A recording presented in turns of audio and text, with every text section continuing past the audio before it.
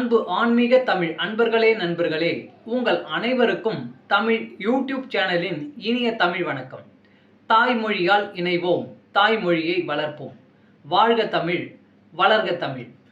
நமது சேனலில் இன்றைய பதிவு என்னவென்றால், திருமூலர் அருளிய திருமந்திரம் என்னும் நூலில் உள்ள ஒவ்வொரு பாடல்களையும் தினம் ஒரு பாடலாக விளக்கமுடன் உங்களுக்காக அளிக்க உள்ளோம்.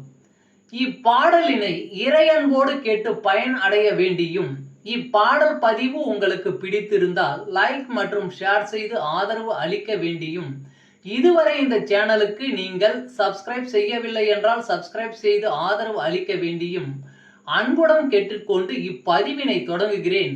வாருங்கள், தினம் அறிவோம் திருமூலரின் திருமந்திரம். திருமந்திரம் என்னும் நூல் திருமூலரால் தமிழில் அருளப்பட்ட சிவ ஆகமம் ஆகும். சைவ திருமுறைகளின் வரிசையில் திருமந்திரம் 10வது திருமுறையாக வருகிறது. 9 தந்திரங்களாக வகுக்கப்பட்ட இந்நூல் 3000 பாடல்களை கொண்டது. திருமந்திரம் பக்தி பிரபாவத்தில் ஆரம்பித்தாலும் அடுத்து உபதேசம், தத்துவம், யோகம், தியானம், சக்கரம், ஞானம் என்று பல விஷயங்களை பற்றி பேசுகிறது. திருமூலர் யோக பயிற்சி தரும் விதம் சுவாரஸ்யமான நடை. அவை வெறும் சூத்திரங்களாக இல்லாமல் படிப்பவர்களுக்கு உற்சாகம் தரும் விதமாக அதன் பலன்களையும் சேர்த்தே சொல்கிறார்.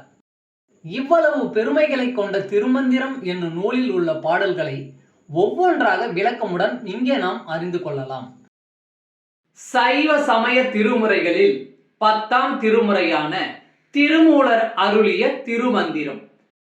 முதல் தந்திரம், அந்தணர் ஒழுக்கம். பாடல் 230. உண்மையான பூணூல் எது?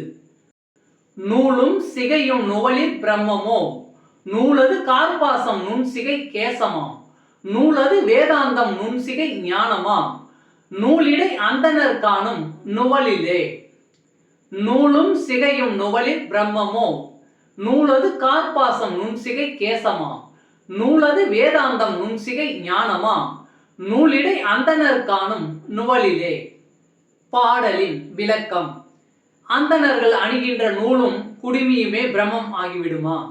அவர்கள் அணியும் பூணூல் என்பது வெறும் பருத்தி பஞ்சாகும். குடுமி என்பது கொஞ்சம் தலைமுடி, அவ்வளவுதான். ஆனால் உண்மையான பூணூல் என்பது வேதாந்தத்தின் உண்மையான நெருப்பாகிய ஞானமாகும். அந்த உண்மையான பூணூலை அணிந்திருக்கும் அந்தணர்கள் பிரம்மத்தை காண்பது வேதங்களின் சொற்களிலே. இங்கே நுவல் என்பது சொல் என்றும், கார்பாசம் என்பது பருத்தி பஞ்சு என்றும், நூல் என்பது பூணூல் என்பதையும் விளக்குகின்றது.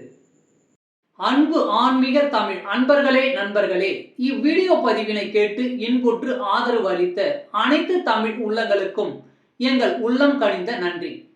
மேலும் இப்பதிவு உங்களுக்கு பிடித்திருந்தால் லைக் மற்றும் ஷேர் செய்தும், இதுவரை இந்த சேனலுக்கு நீங்கள் சப்ஸ்கிரைப் செய்யவில்லை என்றால் சப்ஸ்கிரைப் செய்து பெல் பட்டனையும் அழுத்தி ஆதரவு அளிக்கவும் அன்புடன் கேட்டுக்கொள்கிறோம். மிக்க நன்றி. அடுத்த பதிவில் உங்களை விரைவில் சந்திக்கும் வரை உங்களிடமிருந்து விடை பெறுவது தமிழ் யூடியூப் சேனல்.